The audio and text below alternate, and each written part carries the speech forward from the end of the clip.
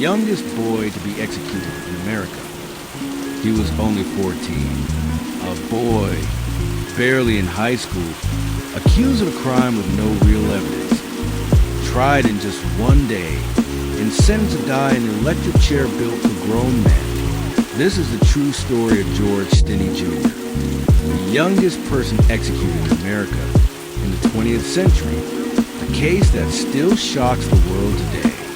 It's 1944 in Electrocuted, South Carolina, a tiny segregated mill town. Two young white girls, 11-year-old Betty June Binnicker and 7-year-old Mary Emma Thames, are found dead in a ditch after going out to pick flowers. Panic spreads quickly. The sheriff's deputies look for a suspect in the racially charged atmosphere of Jim Crow South.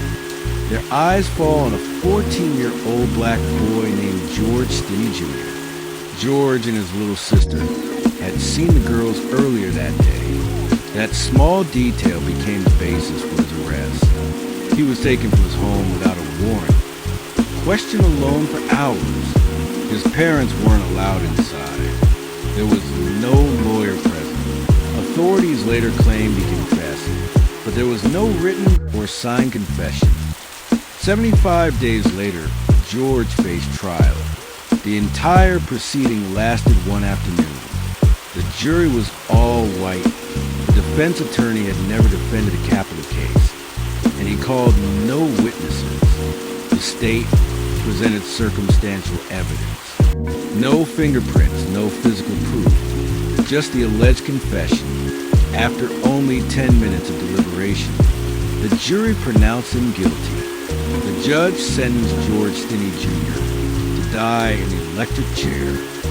On June 16, 1944, only 83 days after his arrest, George was led to the death chamber at the South Carolina State Penitentiary.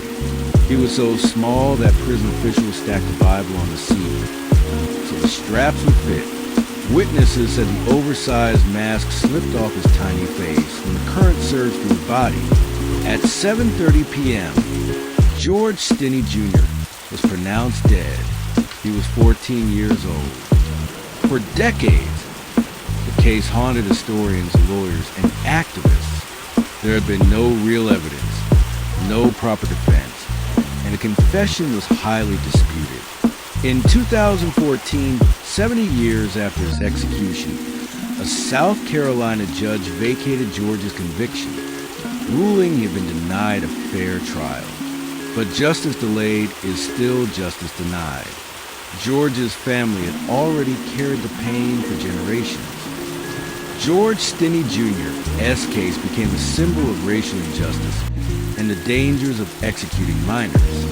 It influenced discussions on juvenile justice, the death penalty, and systemic racism in America. His name is now a rallying cry in classrooms, documentaries, and legal reform efforts. George Stinney Jr. was only 14 years old when the state took his life. His story forces us to ask, how many others have been silenced without a fair chance? What do you think?